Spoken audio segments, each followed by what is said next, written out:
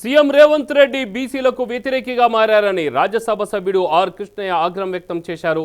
రేవంత్ వెంటనే బీసీలకు 42% రిజర్వేషన్ను పెంచకపోతే ఆయన చిట్టా విప్పుతామని హెచ్చరించారు. రాష్ట్రంలో బీసీలను అణిచివేసేందుకు ప్రభుత్వం కుట్రలు చేసిందని ఆయన ఆరోపించారు.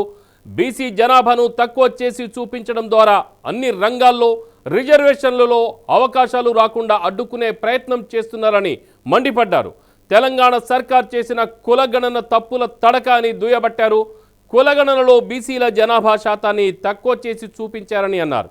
ఈ పరిణామం రాష్ట్రంలో బీసీలను రాజకీయంగా అణిచివేసే కుట్ర అని ఆర్ కృష్ణయ్య రేవంత్ ప్రభుత్వంపై ధ్వజమెత్తారు. బీసీ రిజర్వేషన్లకు చట్టబద్ధత కల్పించకపోతే ఉద్యమాన్ని మరింత ఉధృతం చేస్తామని హెచ్చరించారు. కావాలనే వ్యూహాత్మకంగా సీఎం రేవంత్ రెడ్డి డైవర్షన్ రాజకీయాలు చేస్తున్నారని మండిపడ్డారు. శాతం ఉన్నట్టు తేలింది. ఇప్పుడు దాన్ని 42కు తగ్గించాడు. మురళీధర్ కమిషన్ రిపోర్టు ప్రకారం కూడా 52% అని తేలింది. మండల్ కమిషన్ ప్రకారము 56% అని లెక్కలున్నాయి.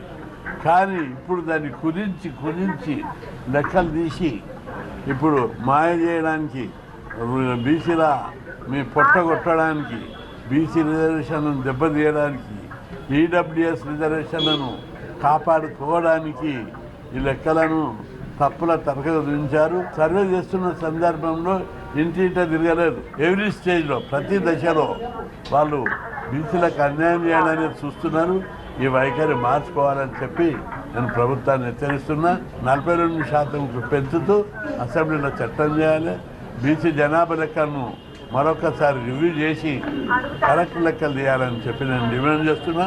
52% ఉన్నట్టు తేలింది. ఇప్పుడు